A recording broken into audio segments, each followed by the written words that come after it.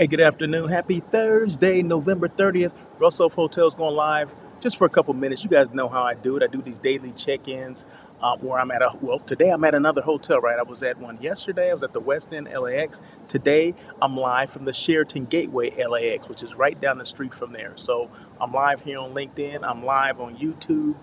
Thank you guys so much for joining. The comments and reactions are open, so feel free to make comments or react. Whatever you want to do, go ahead and do it.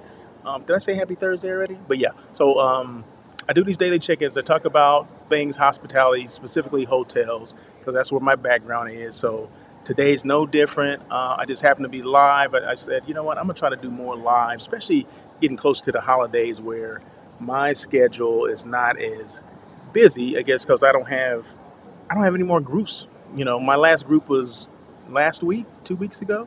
So I don't have any in December.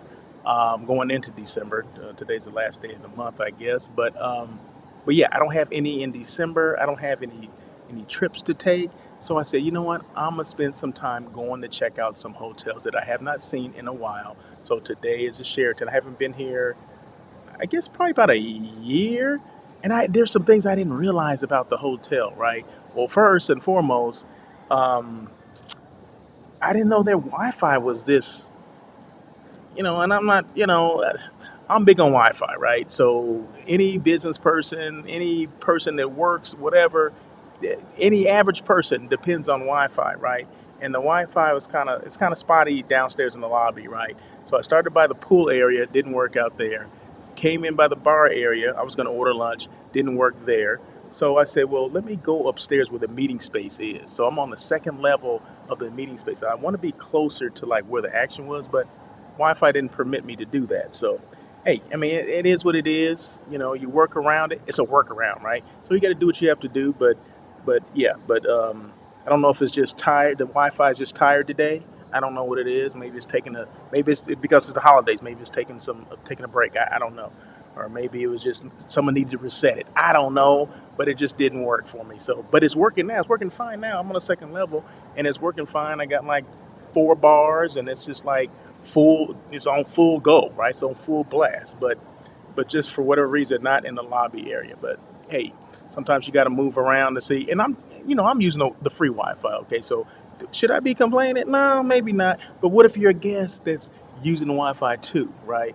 So even if you're paying or not paying, it's still shoddy, right? So we want more consistent Wi-Fi. But anyway, enough of that. Enough of that. So, like I said, I do these daily check-ins. I normally have a topic. Today I have a topic, and it has to do with rates, like hotel rates, right? Did I say you guys can make comments? I mean, feel free to make comments if you're there. If not, that's okay. I love for people to be online, but if you can't be online, that's okay because guess what? This does not go away. I do not get rid of it. I do not delete any of the daily check-ins or the show that I do on air with Russell of Hotels, which is that live hospitality talk show. Comes on every Tuesday at 1 o'clock PST on the same platforms, YouTube and LinkedIn. So but I do things at least 5 times a week, which means I'm consistent, right? I don't take any day. Well, every now and then I take a day off, like Thanksgiving. I took that day off. I think the Friday after I did take that day off too. So, but anyway, but most of the time I'm consistent. I'm probably 99% consistent. Okay, let's just put it like that. Can I throw that out there? So anyway, let's move on. Oh, did I tell you I got a Starbucks? Okay, they have a Starbucks in the Sheraton, right? So that's one good thing, right? They got a Sheraton. They have my chai latte. Although I think I got too big for the. I think because normally I get like 6 pumps of chai, right, and makes it stronger. But normally I get this is the largest one, right? I don't know what the medium's called, medium, but the medium, I guess I'd normally get the medium, so 6 shots would be strong. So I guess I should have got like 12 shots of the bigger one because it's not that strong. But I mean, still good, But I guess I gotta adjust because normally I don't get the big one. So I guess that's vente. So yes, a chai latte. So just in case you invite me for Starbucks, right? What do you want to get me? What do I want to have? Um, Chai latte, 6 pumps, no water with oat milk. That's it, right? That's what I drink. That's my thing. Okay, so just FYI.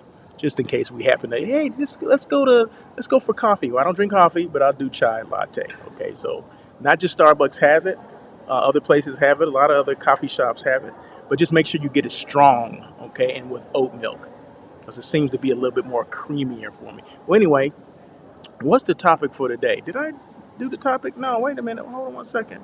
Did I do something wrong? Oh, I'm sorry. These are the specifics. These are the vitals for this hotel. How big is it? How many guest rooms, Russell? You know, you always go to these hotels, but we don't know how big the hotel is. Will it fit into what we want? Well, I'm going to let you know. So, first of all, it's the Sheraton Gateway LAX. It's right off of Century Boulevard. So, the Century Boulevard is the gateway to LAX, which is Los Angeles International Airport. Just in case you did not know, that's what LAX is. 803 guest rooms. Is it the largest on Century Boulevard or in the airport area? No, it's probably the number three, I believe. And I think I mentioned yesterday that the Westin that I was at was 747 rooms. Okay, that's 747. This is 803. And then you got the Marriott and the Hilton that are both over 1,000 rooms. So I think this would be number three.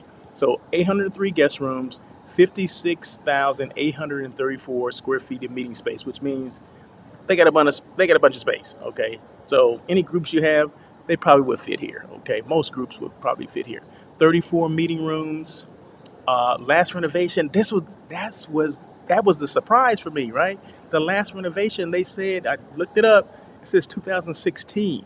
Okay, so rule of thumb, just FYI, most hotels would do a renovation every 7 years, something like that, somewhere around 7 years. So, are they overdue? Probably so. Okay, and maybe they didn't update the information that I got. I don't know, but it says 2016. I'm just going off of what I got. Okay, and this is reliable information. So, last renovations 2016, and it was built in 1981. So, just so you know. Okay, so what's going on with the next thing? Boom. Okay, why are hotel rates so fluid? What do you mean by fluid, Russell? What does that mean? That means they change, right? So hotel rates are fluid, meaning they can change frequently based on various factors. This flexibility in pricing is influenced by several dynamic elements within the hospitality industry. Here are key reasons why hotel rates would be fluid. What are they? How many do you have? I don't know. I think I got about seven. So just bear with me. This is gonna be quick. It's gonna be quick and painless because everybody asks me like, and this came from, these topics come because of some experience that I just that someone asked me a question or something I experienced. Well, a couple of days ago, or I think it was last week, one of my clients asked me for rates for a group of entertainers that are coming for awards season in LA, right? So I said, okay, well, I'll look up some rates, whatever, at a couple of hotels. So I did, and they always want you to look at multiple hotels, which is good. You always should do multiple hotels, but they're set on the date. So I cannot change the dates because the award ceremonies are on specific dates. Okay, so I got the rates and sent them back to them, right? And it's been like a week or maybe almost 2 weeks since I've had any dialogue with them. So I reached out and said, "Hey, any word on which hotel you want me to pursue for you?" Oh well, her client is my client, then her client, right? So they're still mulling over the rates. I said, well, keep in mind that rates that I got quoted to me 2 weeks ago are not necessarily the same rates they are today. Okay, because rates are fluid. And she goes, what do you mean? Blah blah blah blah blah. I'm like, well, there's certain factors why rates go up. Okay, it's good that you do it early, but if you don't take advantage, meaning you don't get locked into those rates can change. Okay, so why would those rates change? Okay, well, I'm about to tell you. So I had to give you that little thing before I get to this, right? So supply and demand is number one. Hotel rates are heavily influenced by the basic economic principle of supply and demand. When demand is high and the supply of available rooms is low, prices tend to increase. Duh. Conversely, during periods of low demand and high room availability, prices may decrease. So, like right now, this hotel, far as I can see, is not. I'm sure it's nowhere close to being sold out. There's not a lot of people here, so I bet the rates have come down now. Because typically, between in LA, there's kind of like this lull period between like the 1st of December through like, where maybe Christmas or stuff like that, depending on what's going on in LA. Now, if there's like a bowl game going on here or something at the stadium, then maybe the rates will go up because um, SoFi Stadium probably dictates the rates here in this greater LAX area. Now, maybe not for the rest of LA, but for the LAX area, because SoFi Stadium is less than 2 miles from here, right? So if there's big events going on there, then your rates, at least in the airport area, will go up. But typically around the holidays, rates will come down unless it's closer to like New Year's or Christmas or something like that. Then maybe they would go up a little bit, but not a lot. Unless there's some major event going on, they're not going to be that high in LA. Now, other areas, we're talking about LA, right? We're talking about LA, and I'm talking about specifically the airport area. So just remember that the airport area, and I'm going off on a tangent, right? LA is broken up into different areas. So LAX would be one area, like the South Bay, like where Torrance and Manhattan Beach and Hermosa, those are another area. Santa Monica would be another area. Long Beach would be another area. That's not even LA. That's its own little thing. But that would be another area. Downtown would be another area. The Valley would be another area. Like Pasadena, Glendale, that would be another area. The Inland Empire, another area. So there's a lot of different areas within LA. So it depends on where you need to be. Okay, so don't just, well, I need to be, I'm going up to the mountains and I'm going to stay in Santa Monica. Well, okay, well, you can do that, but you're going to be driving a lot. Okay, so I'm just throwing it out there. But anyway, supply and demand is one reason. I just mentioned that. Seasonal, let me just get rid of that one. Boom. Seasonal variations. Hotels often Hotel rates often fluctuate seasonally. High demand seasons such as holidays, festivals, or peak travel times typically see higher prices. Conversely, during off-peak seasons or periods with lower demands, hotels offer discounted rates to attract guests. So yeah, so there you go. So during your holiday season, some holiday seasons are lower depending on where you are, which means if demand is lower, then the rates are going to be low. Demand is high, the rates are going to be high, right? So LA, like I said, depending on the area, depending on where you need to be, it's going to fluctuate. Okay, so but seasonality does play a big role in that. Like say, you're going up to the ski and all that kind of stuff, Mammoth or something like that. Well, the hotels around there in ski season are going to be at their peak time, right? That's their peak time, so the rates are going to be at their peak, their highest. So it just depends on what's going on. The third one is special events and conferences. Rates can vary based on the occurrence of special events. I just mentioned that. Conferences or conventions in the area. When a city hosts a major event, hotels may raise prices due to increased demand from attendees. Conversely, hotels might lower rates during periods with fewer events. So let's just take LA, right? Downtown.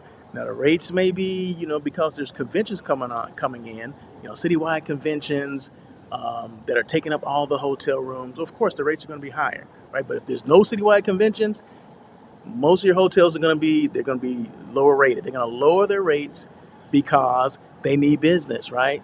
So there you go. So that's how that works. So, but there's a lot of self-contained business too, or self-contained meetings, meaning it's not a citywide convention. It does not affect the entire downtown area or the entire city of LA.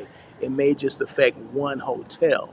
Okay, well then, if it only affects one hotel, then normally only the rates in that hotel will be higher, or the rates or the hotels in a kind of a proximity to that hotel will be higher too, because they're basically getting the overflow right from that particular hotel. So they're getting the demand is there in the area, but maybe not in their hotel. So what they'll do is, because they know that hotel is sold out, they will increase their rates because they know, well, that they can't get in there, they have to come over to us, and we're going to raise our rates. So that depends on too, regardless if it's a citywide or not. But if it's self-contained, meaning this big group is in one particular hotel, that means that's taking that hotel out of inventory. So if it had 800 rooms, that's 800 rooms that are no longer in the inventory. So what about the people that are coming in? They're not associated with that conference or convention. They need a place to stay, right? So hotels will take advantage of that, and say, you know what? They have a conference or self-contained convention going on in that hotel. We need to raise our rates because those people have to go somewhere. So hope that makes sense. The next time book or next one, booking lead time. Booking lead time. The timing of booking can impact hotel rates. In some cases, hotels offer lower rates for guests who book well in advance, while last minute bookings might be subject to higher prices, especially if demand is high. So, yeah, it's always good to, I gave the example about my client. I told them 2 weeks ago these are the rates. Their program or their meeting won't be until, or their event won't be until the end of January, early February, first week of February, right? So I'm giving them enough time. Okay, they can take advantage of the low rates now, but they have to lock into that. So booking lead time is important. So a lot of times when you give you rates, you need to consider those rates real quickly because we need you to be locked in. Because I don't want to hear in like, a month and a half now. Oh, we want to take that hotel, but that rate. Well, that rate probably is not available now because you waited like a month and a half, right? Hotels in the business to sell out first and foremost. They want to sell out at the highest rate possible. So if rooms are still available, they're gonna, they offered a discount before because if you booked early, they're not gonna keep that forever. Okay, so if you're waiting now you're a month and a half, probably less than a month away from there. It's not a good thing. I mean, it's a good thing for the hotel, but it's not a good thing if you're hemming and hawing or waiting for you thinking the rate's going to come back down. Rates rarely come back down. Okay, rates will go up.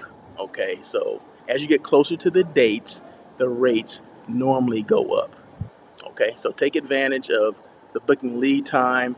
Early is better, just like with airlines, right? So when I book my stuff, if I control it, I'm trying to book as early as possible because I want to take advantage of the less expensive rates. I'm cheap. Hello, frugal. Competitor pricing.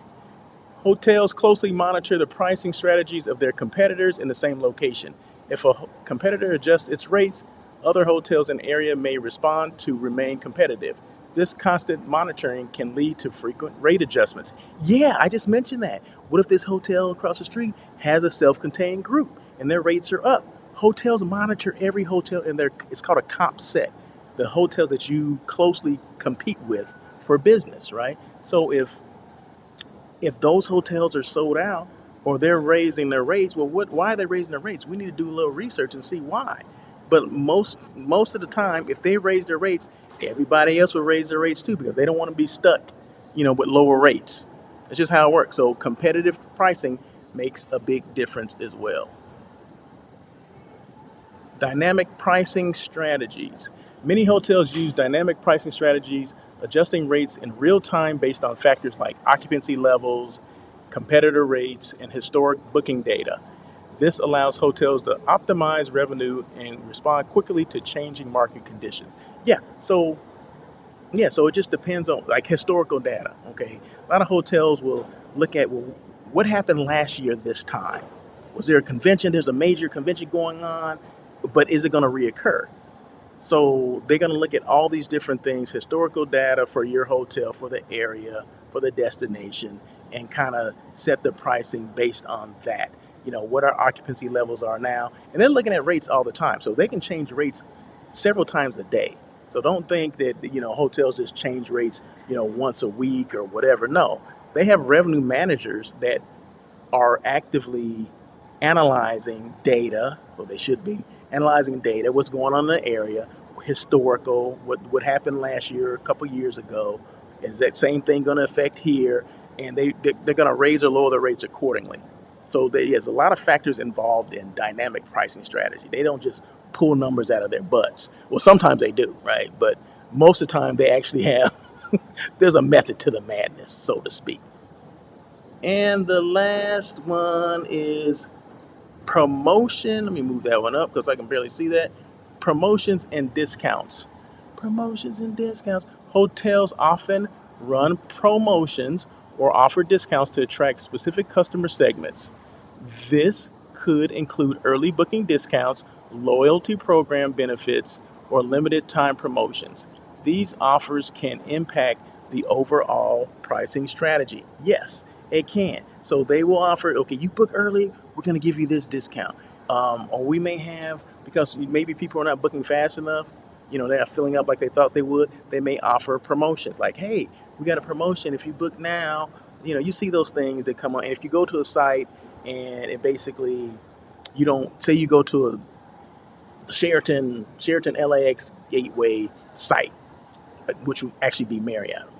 Okay, so Sheraton is part of the Marriott family, just in case, just like Weston's part of the Marriott family as well, right? So if you went to Marriott.com and you looked at this hotel, Sheraton Gateway LAX, and they're offering a promotion or a discount, right? If you book now, you get this thing. But if you leave that site and go somewhere, sometimes that'll follow you, right? I think it's called God, I can't remember what it's called, reverse marketing or something. I can't remember what it's called, but it actually will follow you, right? It'll email you. You get emails saying that, hey, you didn't book, you forgot to book, your room at the Sheraton Gateway, right? It keeps following you until you book it, or until you say, you know what, you disregard it and you don't want to book there anymore, right? Same thing as like a third party, right? Like an Expedia or whatever, where they'll follow you. Basically, if you went to their site, you chose a date, and you did everything other than pay for it, it will follow you until you actually book it, or you're gonna, delete it, like discard this, I'm done with it, right? That's just how it goes. But promotions and discounts, what I'm trying to say is that that's another factor, why rates can be so fluid, right? So there you go. So those are some things that you may not have known. Maybe you did know. If you're a hotel person, you probably knew this. But I'm not speaking to them, right? I'm speaking to the people that really don't know how hotels work, how the rates work. How the rates dictated, how they formulated, or whatever. Yeah, there's normally a method to the madness. But like I said, sometimes we do just pull them out of our butts and like, you know what? Well, this sounds good. Why? Well, just because I put it out of my butt. But anyway, I'm being silly. But it's true though. I mean, sometimes hotels do. There's no rhyme or reason why. I mean, I'm giving you more scientific stuff, right? You know, where how it should be done. But sometimes we just come up with some rates just because. But I think that's it. So once again, live from the Sheraton Gateway LAX. You know what? No one had any questions for me, no comments. I mean, that's not unusual, but that's okay too. Let me just make sure um, while I'm here. I mean, it's a little late for this, but I said I was live on LinkedIn and YouTube, but hey, sometimes. Oh, yeah, no, I am. I'm there. But anyway, that's it. So, like I said, live from the Sheraton LAX, or Sheraton Gateway LAX, which is an 803 room hotel right there on Century Boulevard. They got a Starbucks in here. They got transportation to and from the airport, LAX, right? Everyone needs that. I've had several groups that have stayed at this hotel before. Um, yeah, and they're just here overnight. Like I had a group that say they took a cruise out of San Pedro or Long Beach, and then they flew out of LAX. So I would do a post cruise here. Did a pre cruise somewhere else, or maybe I did a pre cruise here too. But I did, yeah, downtown though. They wanted to be downtown. That's right. So I did. The pre cruise was downtown. They were, downtown area for like 2 days. They did a cruise for 7 days, and then they came back and did a one post night here at the Sheraton. So yeah, so I've used the Sheraton several times, for some of the groups that I have that are cruise related groups. That's that leisure stuff, right? So, but I do it all, right? So I do groups. It doesn't matter if it's corporate. It can be corporate. It can be association. It can be government. It can be leisure. It doesn't matter. If it's 10 rooms or more, we're going to make it happen, right? So that's my job, to do site selection and content creating as well. This is creating content, not just creating content for Russell of Hotels, but guess who else is creating content for? The Sheraton Gateway LAX, right? Because since I've been doing this daily check-in for 24 minutes and 40 seconds, I've been talking about the Sheraton Gateway LAX. So that's what it's all about. It's all about exposing hotels and giving the hotels exposure. Does that make sense? Exposing and giving them exposure, which exposure is a good thing, right? The more you see one hotel, the more likely you are to look it up. Did you know that on shows like this, digital shows, podcasts, whatever, over 70% of the people that are watching this or listening to it will, because I mentioned the Sheraton like 100 times, they will look up the Sheraton LAX. That's just how it works, right? So that's just how it works. And they also may look up Russell of Hotels based on that. But yeah, so it's a known fact. I mean, it's someone did a poll. I don't know. I didn't do it. But yeah, over 70% of people that actually see things on a digital show, on a podcast, will actually look it up and see, okay, where is the Sheraton Gateway? I happen to be going to LA and I want to see where this is. Okay, well, it's right by the airport. It's probably one of the closer hotels to the airport. And you don't hear it. You don't hear the planes take off from your rooms. In fact, I'm inside. I haven't heard a plane yet. Okay, I'm listening to an escalator that's squeaking. So right in back of me, if you can see this railing right here, can you see it? Where's it at? No, right here, right here, right here. That's the escalator right there. Yeah, that's you take the escalator up. I'm not sure if you can see that, but yeah, I'm on the second floor, but it takes you up to the third floor, which I believe most of the meeting space is at. So that is it. I'm done. These things don't have to be long. Once again, daily check-in. If you didn't like the daily check-in today, guess what? I'll be back again tomorrow to do another one. But and just remember, On Air with Russell of Hotels comes on every Tuesday at 1 o'clock.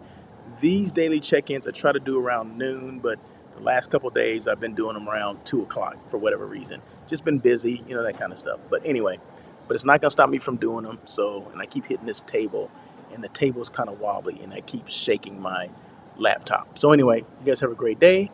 Once again, happy Thursday. And as always, you guys have